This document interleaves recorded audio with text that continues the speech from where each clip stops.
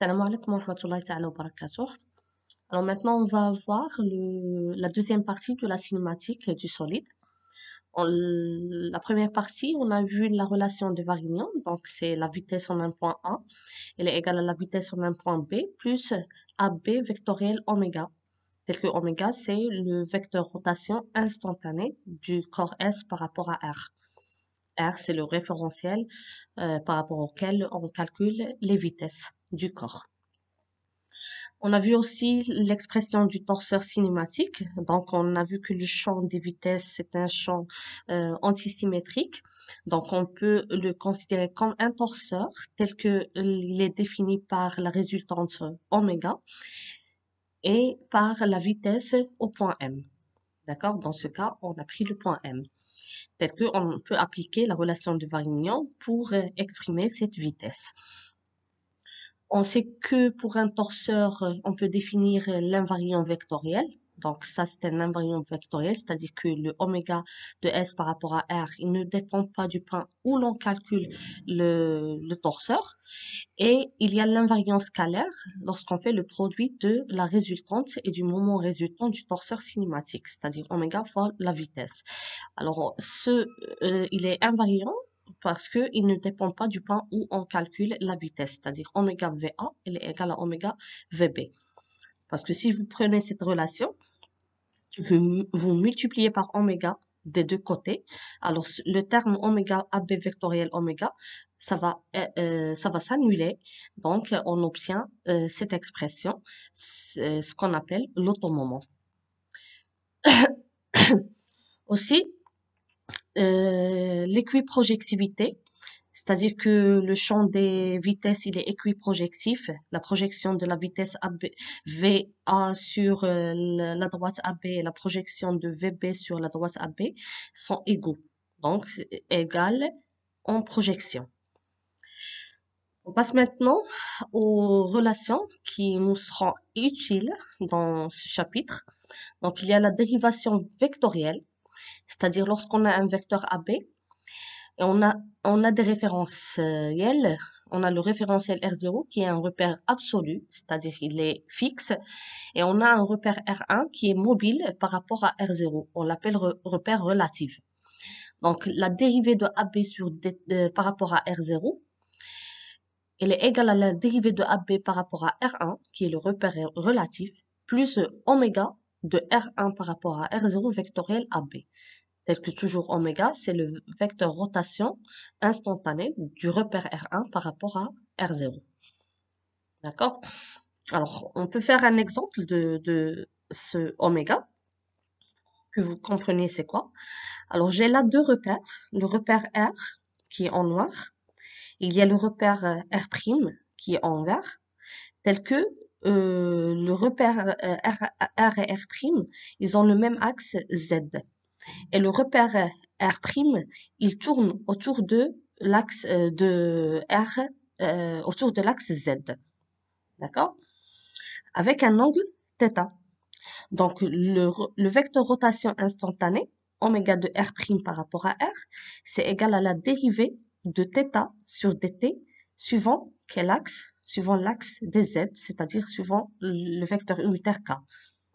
D'accord? Donc, c'est θ point suivant K. On passe maintenant à la loi de composition des vitesses. Alors là, j'ai deux repères, le repère R0 qui est le repère absolu, et j'ai un repère R1 qui est un repère mobile par rapport à R0. On a un point M, donc on peut trouver l'expression de la vitesse du point M par rapport à R0. D'accord? Le point M, il est mobile par rapport à R0.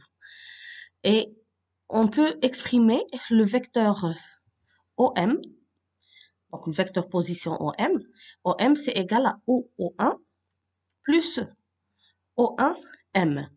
Tel que O1M, il a pour coordonnées dans le repère R1, X, Y et Z. D'accord? Alors, la vitesse du point M par rapport à R0, ce n'est autre que la dérivée du vecteur position OM par rapport à R0. On remplace OM par O1, O1 et O1M, tel que c'est écrit ici. Alors, la dérivée de O1 sur dt par rapport à R0. Cette dérivée. Ce n'est autre que la vitesse de quoi? C'est la vitesse de O1 par rapport à R0. D'accord? Parce que le R0, son origine, c'est O.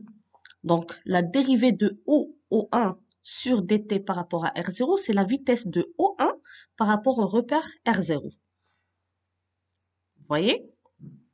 Parce que là, on a écrit O, donc c'est par rapport à R0. Maintenant, on passe à la dérivée de O1m par rapport à dt sur R0. Donc, O1m, c'est l'expression de O1m dans R1. D'accord? Dans le repère relatif. Donc, dans ce cas, on va penser à la loi de dérivation vectorielle. Donc, la dérivée de O1m sur dt par rapport à R0, on va l'écrire, c'est la dérivée de O1m par rapport à R1 plus le oméga R1 par rapport à R0 vectoriel O1m. D'accord? Alors, cette relation nous mène, donc cette relation, cette expression, la dérivée de O1m sur dt par rapport à R0, c'est quoi, par rapport à R1, c'est la vitesse du point M par rapport au référentiel R1. Parce que là, vous avez O1. O1, c'est l'origine du repère R1. Donc, c'est la dérivée, c'est la vitesse du point M par rapport à R1. Ce qu'on appelle la vitesse relative, dans le repère relatif. Alors, finalement, on remplace les expressions. La vitesse du point M par rapport à R0, c'est la vitesse de O1 par rapport à R0, plus la vitesse relative du point M par rapport à R1, plus le oméga vectoriel O1M. Donc, cette expression, c'est ce qu'on appelle la loi de composition des vitesses. Telle que cette vitesse, la vitesse de M par rapport au repère absolu, on l'appelle la vitesse absolue. La vitesse du point M par rapport au repère relatif, c'est la vitesse relative du point M. Et cette expression, la vitesse de O1 par rapport à R0 plus oméga vectoriel O1M, c'est ce qu'on appelle la vitesse d'entraînement du point M.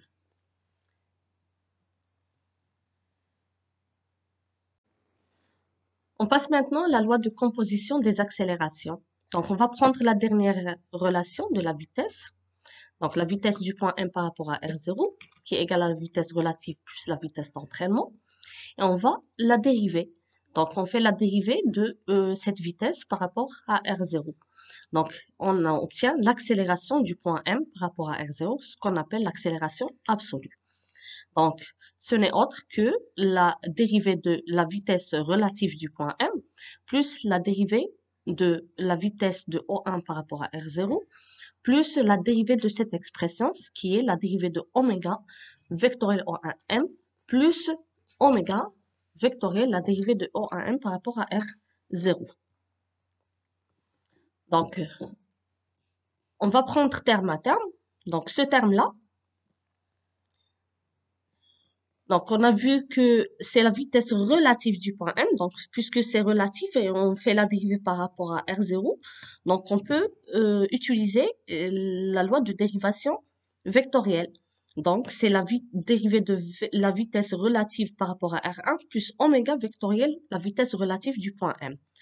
Donc, ce terme, la vitesse relative du point M par rapport à R1, c'est l'accélération, c'est ce qu'on appelle l'accélération relative. D'accord? Par rapport au repère relatif. Maintenant, le deuxième terme, ce terme-là. La vitesse, la dérivée de la vitesse de O1 par rapport à R0. C'est ce qu'on appelle l'accélération absolue du point O1. D'accord? Parce que c'est la vitesse de O1 par rapport à R0. Maintenant, le troisième terme, donc ce terme-là. Donc, ce qu'on va faire, on va prendre ce terme et on fait la loi de dérivation vectorielle. Donc, on le remplace par son expression. Puis, on obtient oméga vectoriel VR plus oméga vectoriel O1M. Voilà, ce sont les expressions de tous les termes qui sont dans cette expression de l'accélération du point M par rapport à R0. Alors finalement, on va additionner terme à terme, on obtient cette expression. Donc vous voyez là, on a oméga vectoriel Vm, oméga vectoriel Vn, c'est 2 oméga vectoriel Vr, vitesse relative du point M. Il y a l'accélération absolue de O1 et il y a le terme qui est là et aussi ce terme.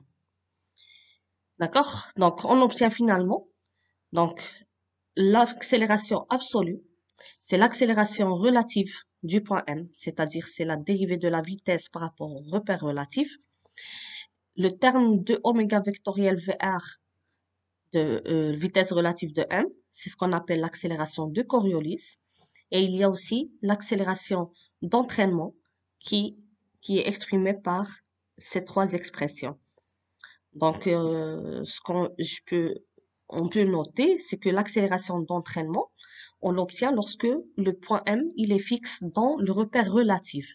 Donc, si le point M est fixe dans le repère relatif, c'est-à-dire que la vitesse du point M dans le repère relatif, elle est égale à 0. Donc, aussi, son accélération, elle est nulle.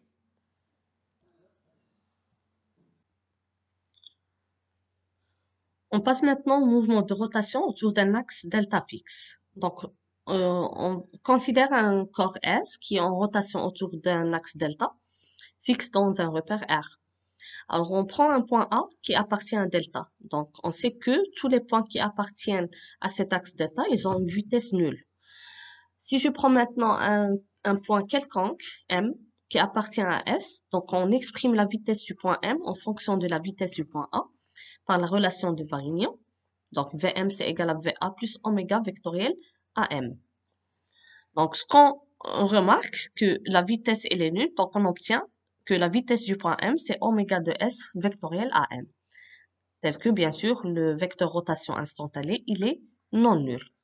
Donc, on peut définir un torseur glisseur dans ce cas, de résultance non nulle et de moment nul, tel que le moment, il est nul au point A. Tel que le point A, il appartient à l'axe delta.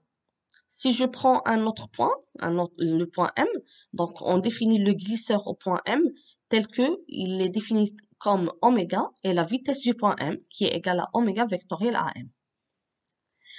Alors maintenant, on peut définir aussi l'axe central du torseur.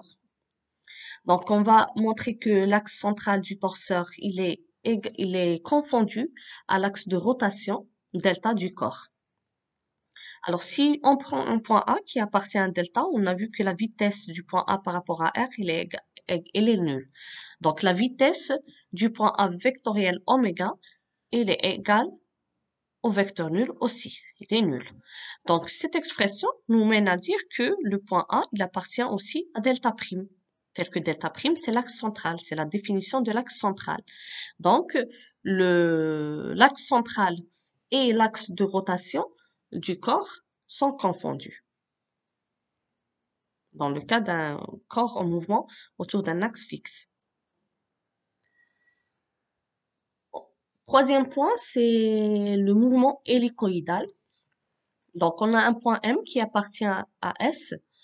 Donc, le point M, il effectue un mouvement de rotation autour de delta et un mouvement de translation suivant delta. Alors, comment on peut le démontrer? Donc, on va prendre un point M qui est en mouvement hélicoïdal, d'accord? On fait la projection du point M sur le plan Phi, on obtient le point P.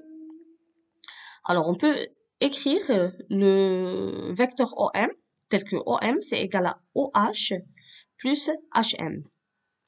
Alors, ce qu'on remarque que HM, H, c'est la projection de M sur cet axe.